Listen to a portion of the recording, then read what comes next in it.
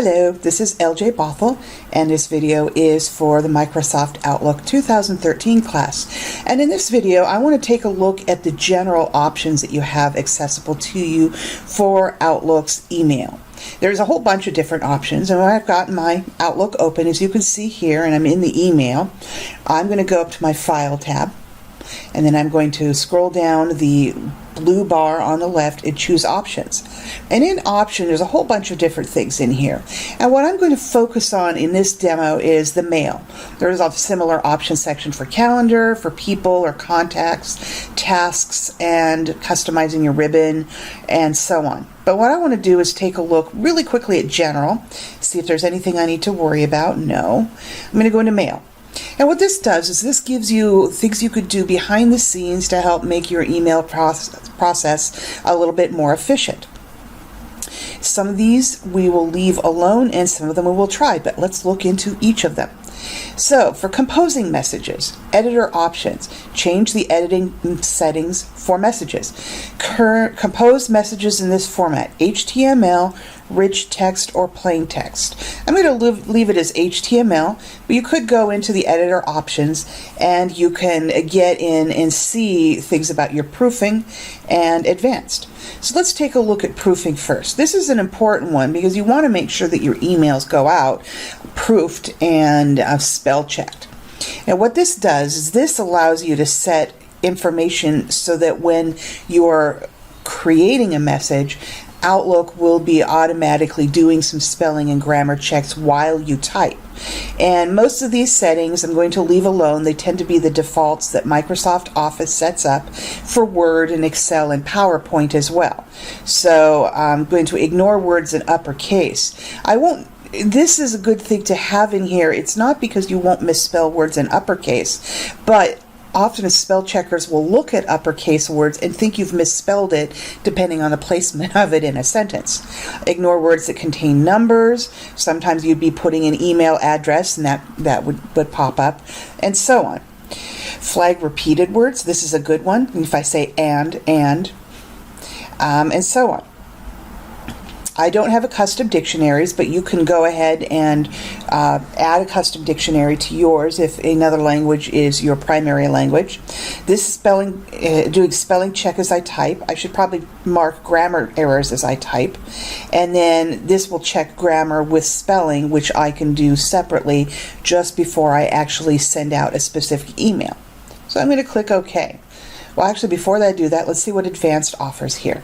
This is also a bunch of fairly default information, and you can look at this sort of stuff on your own, and the book should go over a little bit of this as well.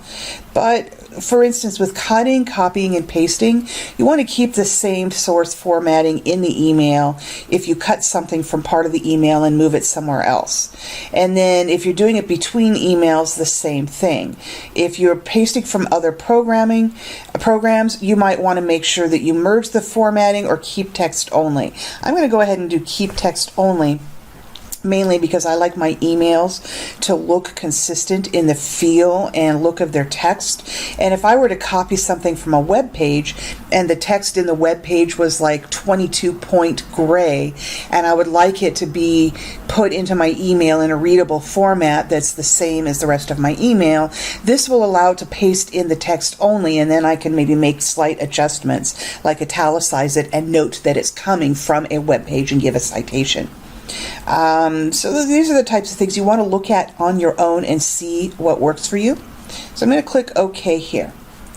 In Mail, I also can say always check spelling before sending. Right now this is off. This is in case I forget to actually go to my review tab in my outgoing message and click spell check. And granted, it's going to be spell checking for me as I type, but sometimes you can get where you sort of ignore that, or you don't like to look at those little red lines. So I'm going to have Outlook always do this for me. We looked at signatures in another email demo, and so I'm not going to go over that. You can use stationery to change default fonts and styles, colors, and backgrounds, and I'll rely on the book for that. But you can take a look at some other things here. Customize how items are marked as read when using the reading pane. Now, in an earlier video, I was waiting for an email that I clicked on to indicate that I had read it, even though I hadn't double-clicked the message and opened it in a separate little window. So let's take a look at this. Reading pane options. Mark items as read when viewed in the reading pane. I'm going to do this, and I'm going to wait 3 seconds. And then mark item as read when the selection changes. And nope, I don't want to do that. I want to just do this. So you can choose one or the other. When new messages arrive, play a sound. So if you happen to have sound on your computer, you can get this. It's annoying to me, so I'm going to turn this off. I want to show an envelope icon in the taskbar. That would mean down near the bottom of my screen, and then I would also like a desktop alert that pops up. But I don't want it to stay on for very long. So what I'm going to do is click that. How long should the desktop alert appear? Well, I am going to make it 10 seconds. Boop, boop, boop, 10. There we go. And how transparent should it be? I would like it to be a little bit more solid than the default so that I actually see it. And then I could do a preview. So let's see what happens with the preview. This is what the preview, the desktop alert looks like. And it's staying on for 10 seconds. And I could close it early if I want.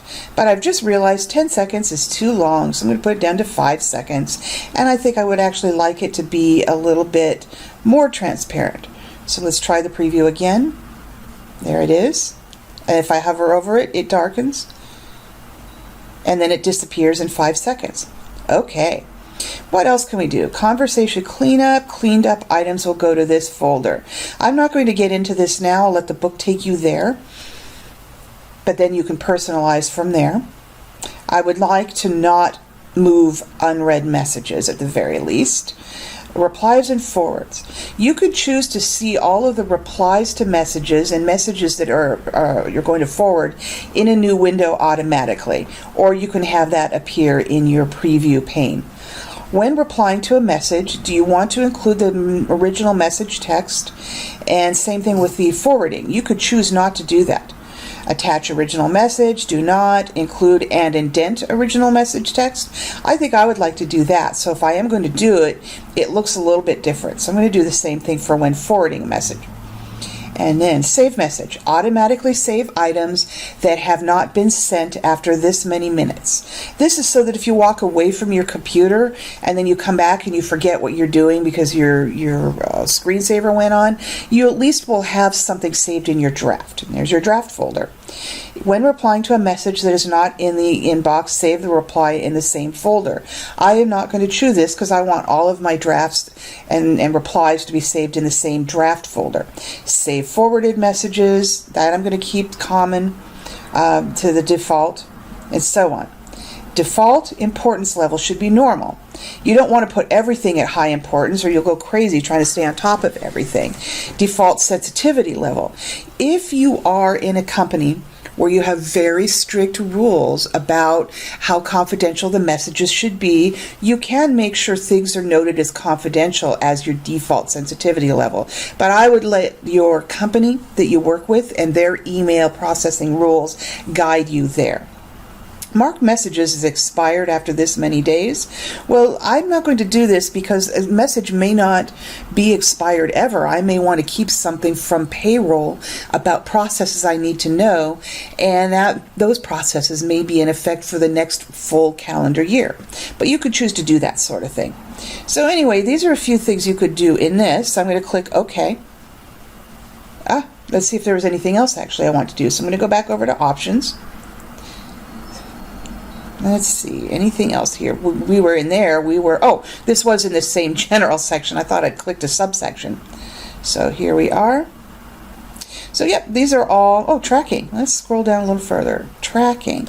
Delivery and read receipts help provide confirmation that messages were successfully received.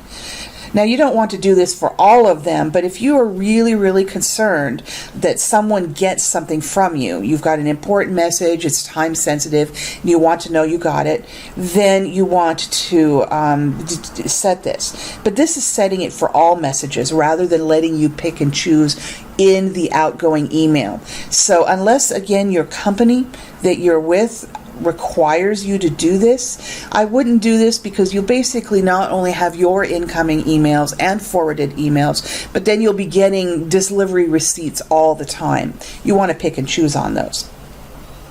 So you'll take a look at the message format. Use cascading style sheets for appearance of messages. This has to do with how Outlook will actually structure the way the layout of the messages looks when they go somewhere else. I wouldn't mess with any of this, again, unless you're in a company that tells you you should. These are all fairly default informations. Show paste options button when content is pasted into a message. Even though further up we made a choice, or I made a choice, saying that I would like content from other sources than the messages to be put in as text only, this gives me an option if I want to decide differently on a case-by-case scenario. So anyway, I think I have enough information here. It's not going to make anything look different right here, but what it will do is that if I send a new email out, it will automatically spell check it, the program will, and so on. So anyway, I hope that gives you a little bit of info about how the options work and that it's helpful to you. Thanks very much. Bye-bye.